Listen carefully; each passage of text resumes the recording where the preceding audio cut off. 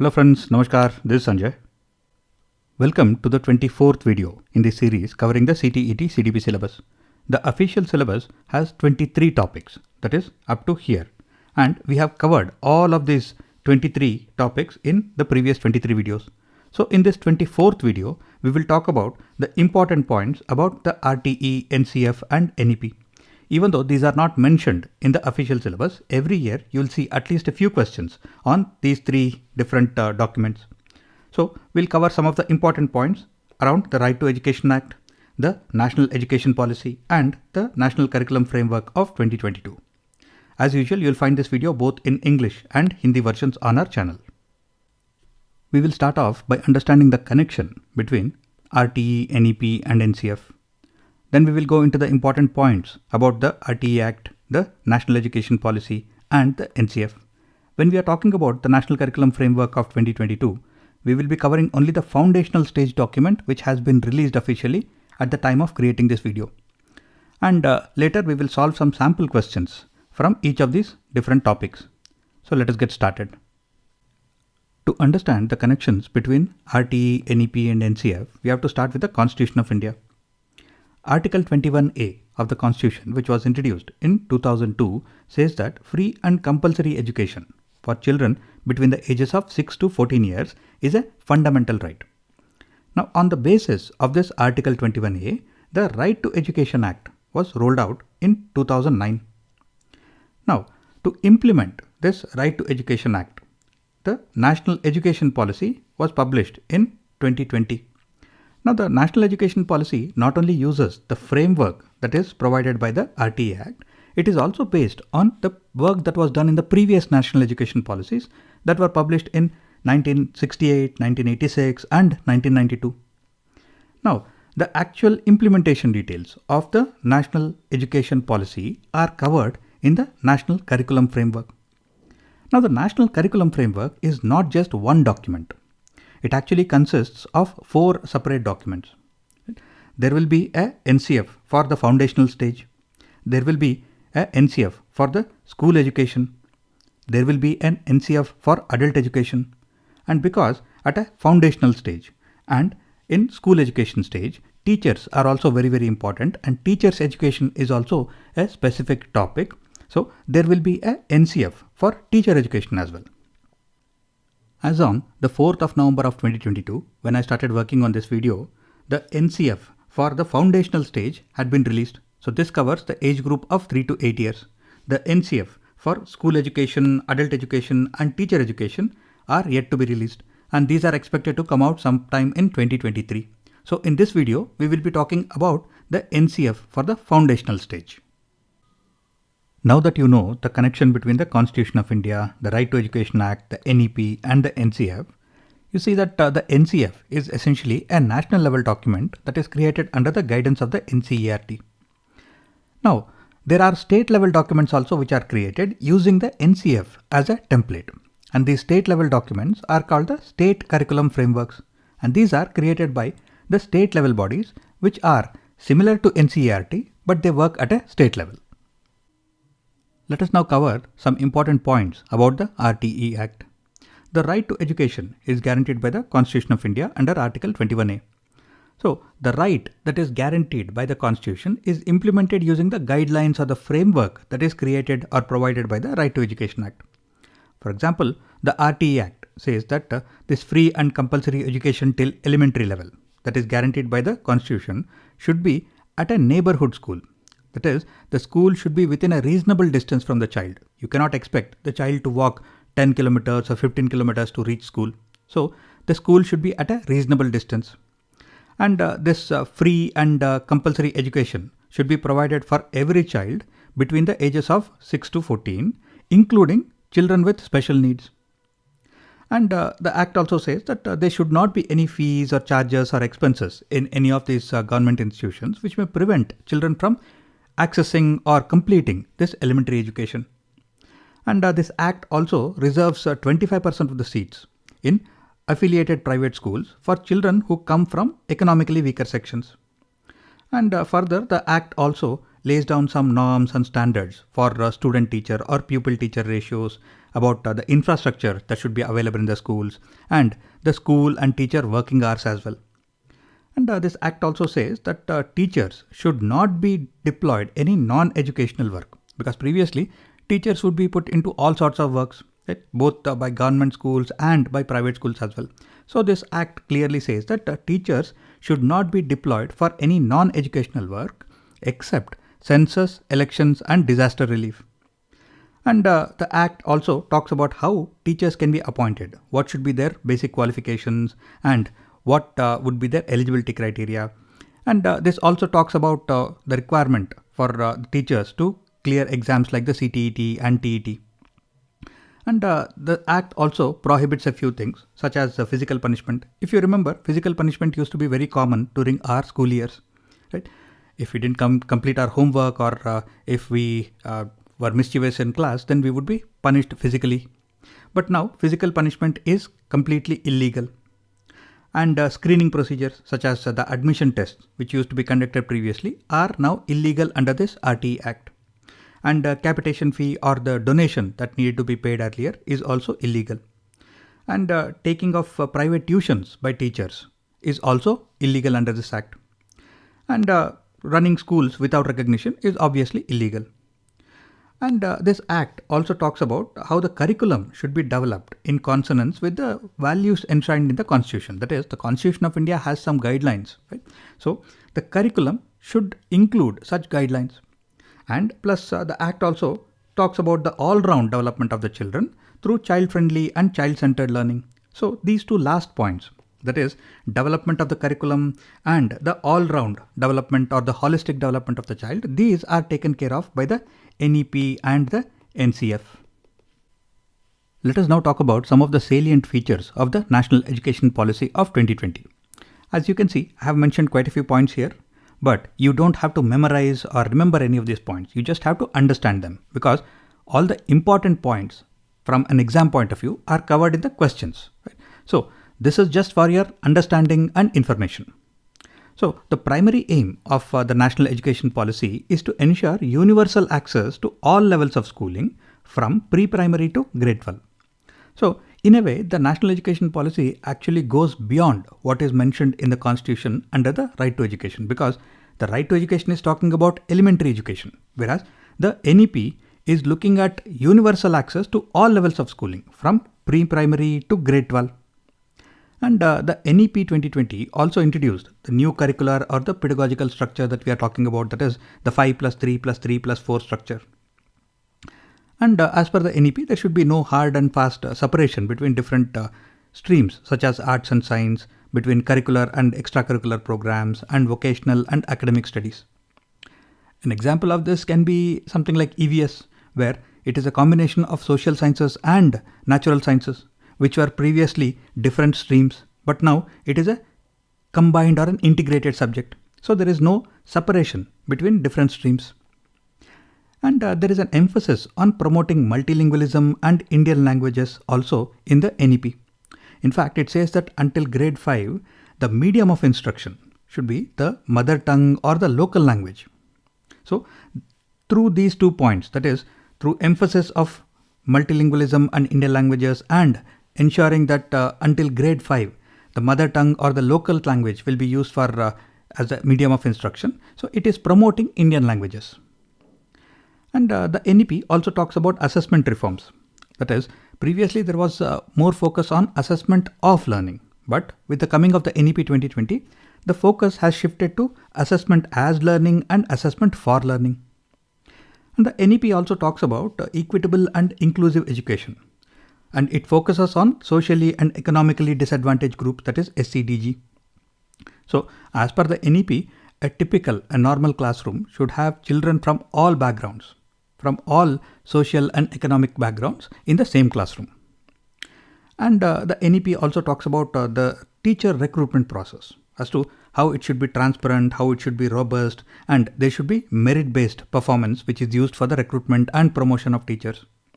And it also talks about the need for having standardized exams like the CTET or the TET.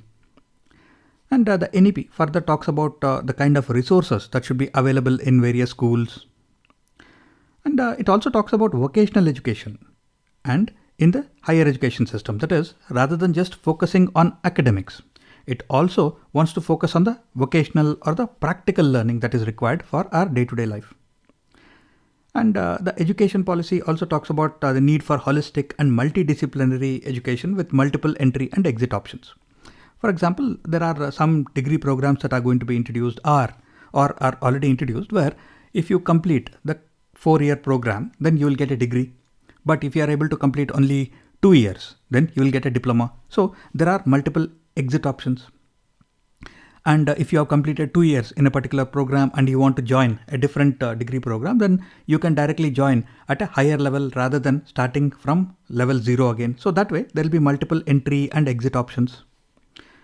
And moving on, the NEP also talks about teacher education. There is a need to re-engineer or relook at the entire teacher education program in India. And there is a talk about introducing a 4-year integrated B.Ed program. And there are some forward-looking statements as well, which are more of a long-term goal of the national education policy, such as the need to achieve 100% youth and adult literacy, and the need to increase the public investment in education to up to 6% of the GDP at the earliest. So these are some of the salient points of the national education policy. So as I mentioned, you don't have to worry about remembering all these points. These are all just for your basic understanding, and the important points that are covered frequently in the examination, we will look at them when we are solving the questions. Let us now talk about some important facts connected with the National Curriculum Framework of 2022.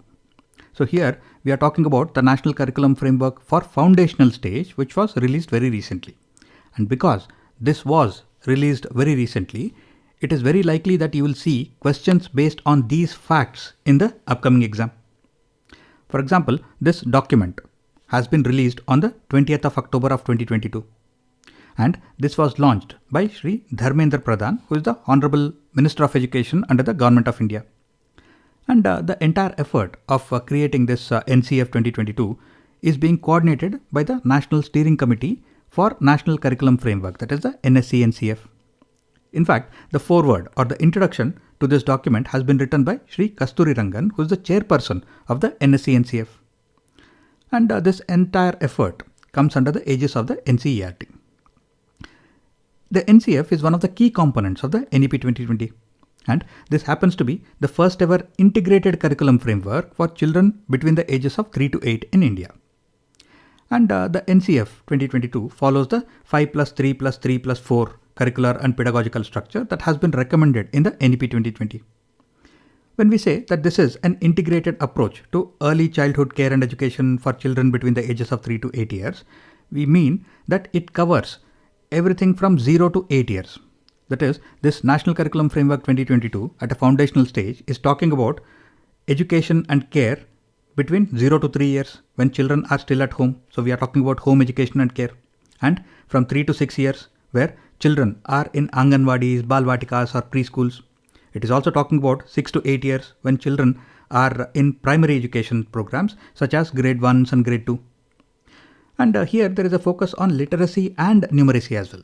In the previous National Curriculum Frameworks, the focus was more on literacy. But here the focus is equally on literacy and mathematical skills, that is numeracy as well. And the NCF 2022 combines Indian traditions on educational practices along with the modern concepts that have been used in the previous curriculum frameworks. So this is integrating Indian traditions and modern concepts and Western practices as well. Some of the other important and interesting facts about the NCF 2022 is that the NCF recommends that there should be no textbooks for children up to the age of 6 years. And it emphasizes or gives more importance to learning based on play, which includes toys and creative methods. And it also gives a lot of importance to using mother tongue for teaching during the early years. And there is a conscious effort to avoid any kind of stereotypes in the NCF and any textbooks that will be created based on the NCF. For example, if you look at the older textbooks, there will be examples like the mother is cooking in the kitchen and the father is going to office. Now that is a gender stereotype. Now, the new textbooks that will be printed should consciously avoid such stereotype. Why is it that the father cannot cook in the kitchen, and why is it that the mother can't go into the office? And this NCF prescribes an integrated curriculum which will combine multiple domains. For example, like what is done in EVS, which is a combination of social sciences and natural sciences. So other subjects will also be integrated so that multiple domains will be combined and taught to children.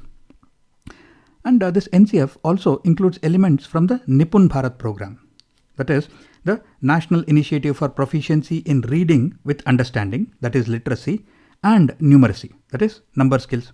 So this NCF is giving importance not only to literacy but also to numeracy or mathematical skills. And another interesting and important point about the NCF is that traditionally we have been talking only about Western or American psychologists or educationalists. But the NCF makes an effort to introduce us to many of the Indian pioneers in the field of education and childhood care. For example, the NCF talks about Gijubai Badeka, who started the first indigenous preschool in India. And it also talks about Srimati Tarabai Modak, who established the Nutan Bal Shikshan Sangh in 1925, which is the New Childhood Education Society. And she was one of the pioneers in ECCE, that is Early Childhood Care and Education in India. So these are some of the important and interesting points about the NCF that you should remember.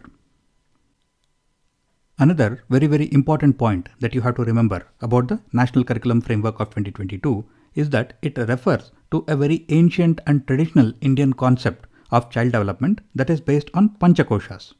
It says that the child or any person consists of 5 distinct layers. First, there is the Annamaya Kosha, that is the physical layer. And then there is the Pranamaya Kosha, which is the life for the physical layer. And then there is the Manomaya Kosha, that is the mind. And then there is the Vijnanamaya Kosha, that is the intellectual layer.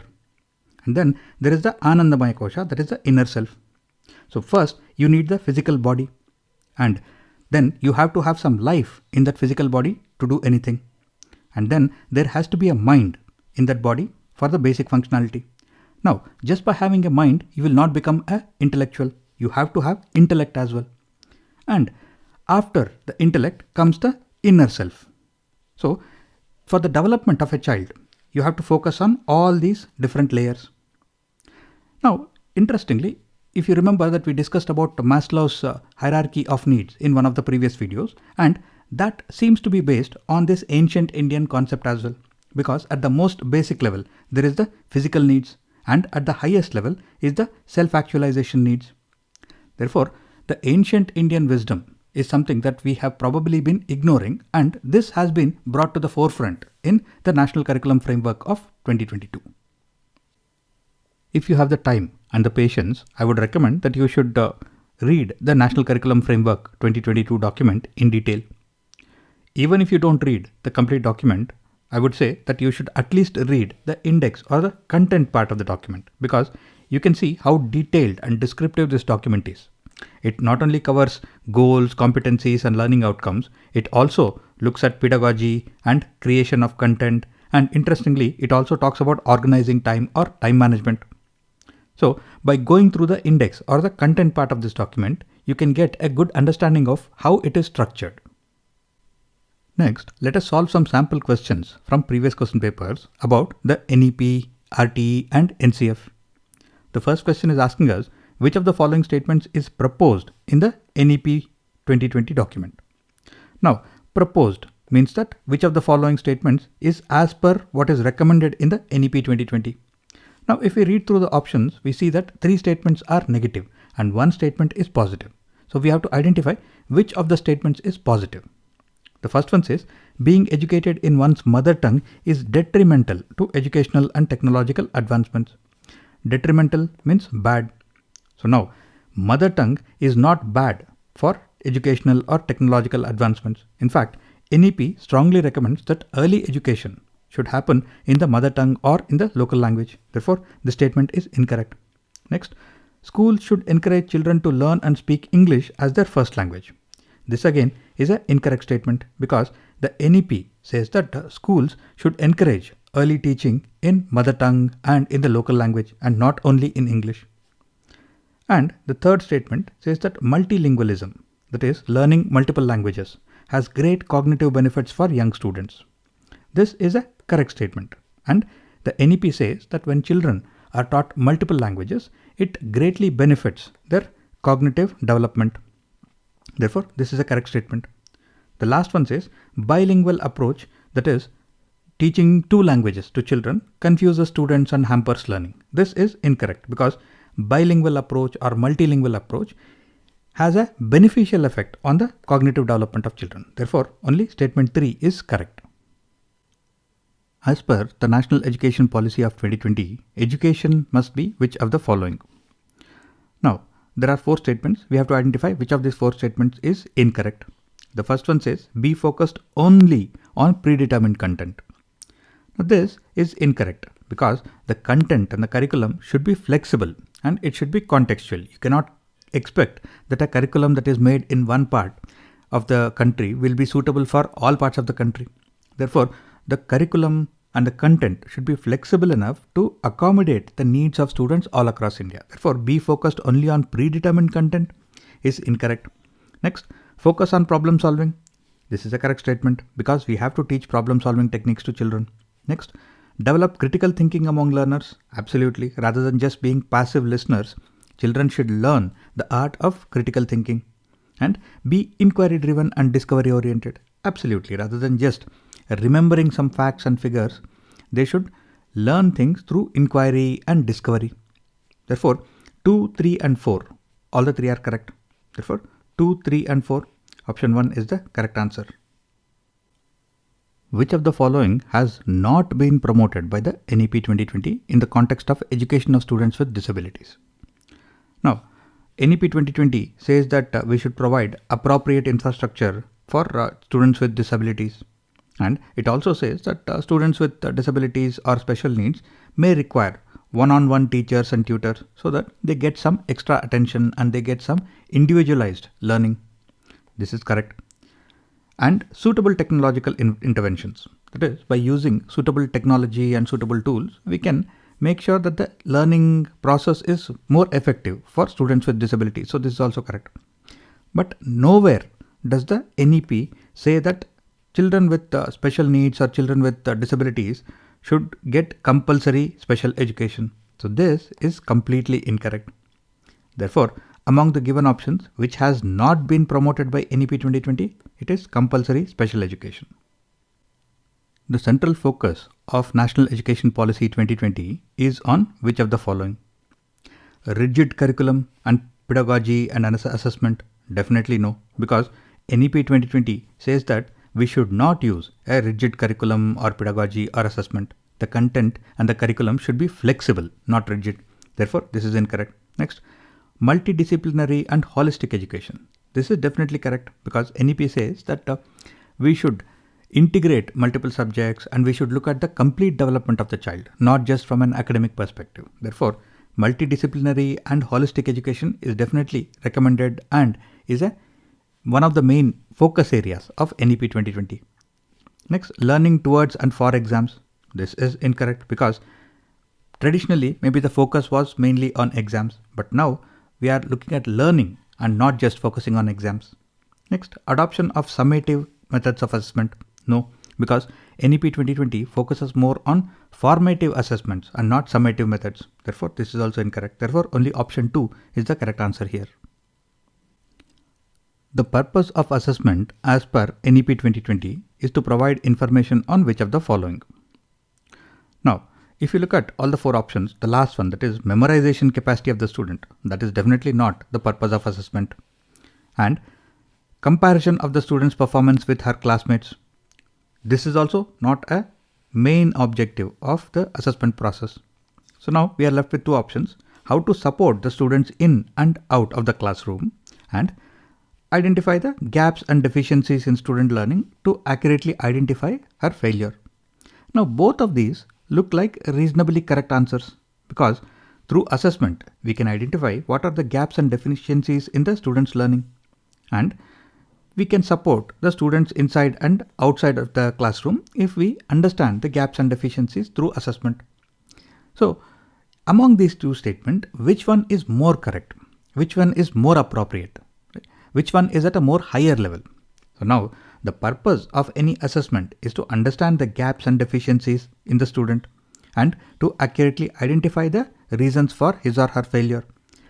We do that so that we can support the student inside and outside the classroom. Therefore, option 1 is the purpose of assessment under National Education Policy of 2020.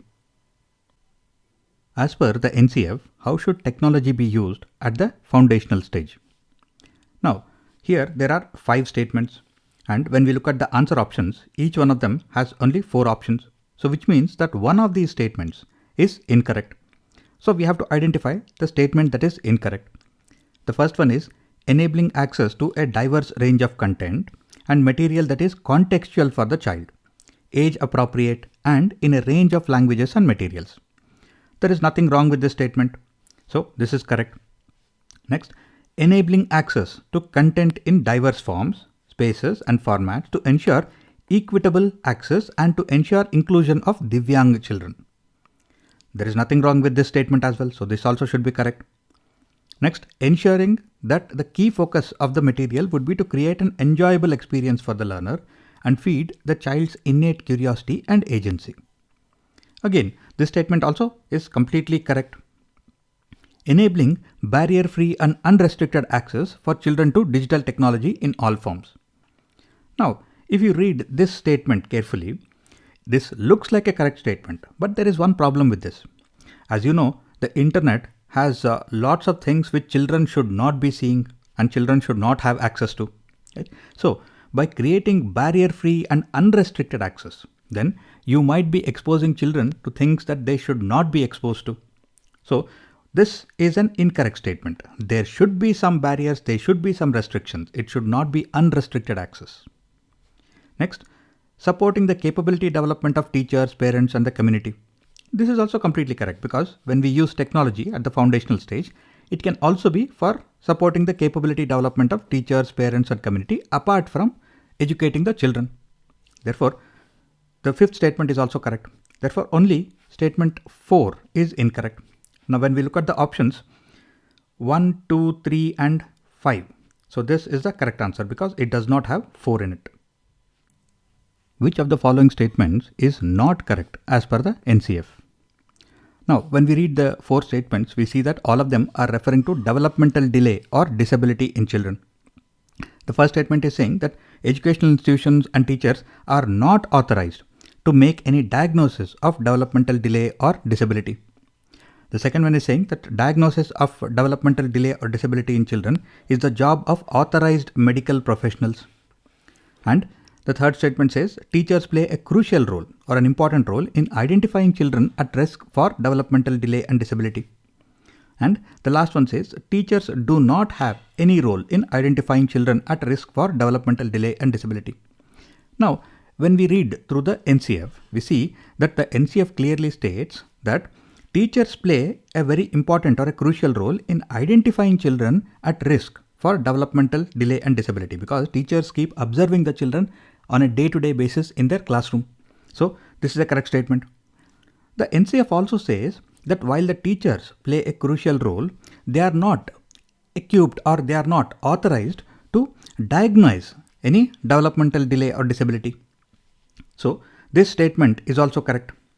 So it says that when teachers observe any risk of developmental delay or disability, they are not authorized to make any diagnosis of such developmental delays or disabilities, but they should contact authorized medical professionals who can make the diagnosis of such developmental delays or disabilities. Therefore, this statement is also correct, which means that teachers do not have any role in identifying children at risk for developmental delays and disabilities is an incorrect statement.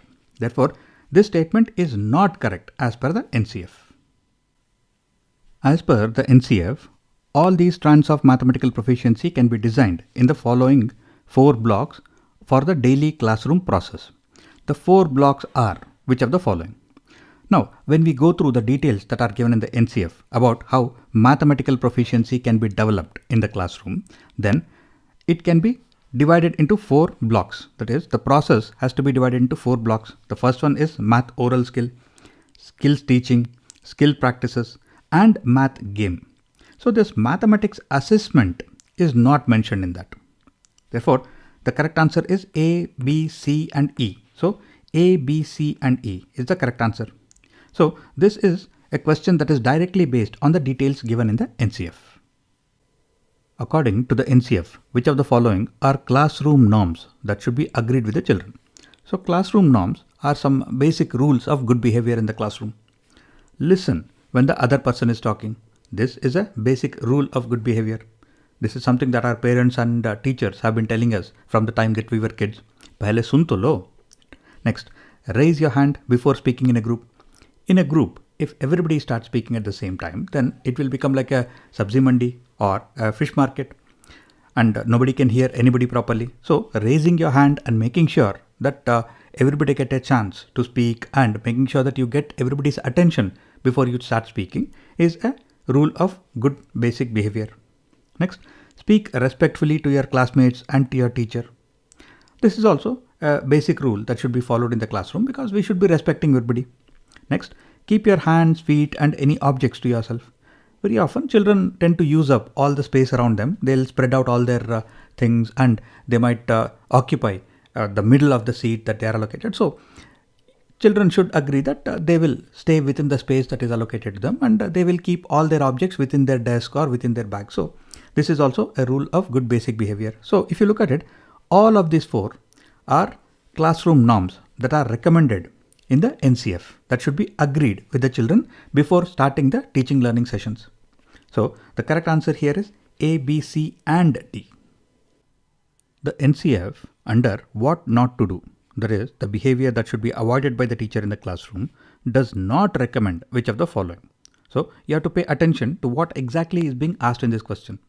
The NCF has a set of behaviors that it recommends that should be avoided by the teacher in the classroom. And this is in the what not to do section. So now, which of these following is not one of those behaviors? So the first one is when a child makes a mistake, respond genuinely and avoid sarcasm. This is absolutely correct because the teacher has to respond genuinely and avoid any kind of sarcasm or teasing the child because that will make the child feel uncomfortable. Next, never correct the child's error in the classroom. This is incorrect because if the child is committing some mistakes or is displaying some errors, then as a teacher, those errors or mistakes have to be corrected. Next, try not to ignore the child irrespective of their behavior. This is also a correct statement because the teacher should not ignore any child in the classroom, irrespective of their behavior. Next, never criticize children in front of others. This is also a correct statement because by criticizing the child in front of others, you might hurt their ego, you might make them feel bad. So this is something that should be avoided to the extent possible. You can always criticize the child or scold him separately, right? But not in front of others. So among the 4 options, the second one, that is never correct a child error in the classroom. This is something that the NCF does not recommend. Therefore, this is the correct answer. Which of the following has been recommended by Clause 12 of the RTE Act of 2009 regarding education of students belonging to economically weaker sections?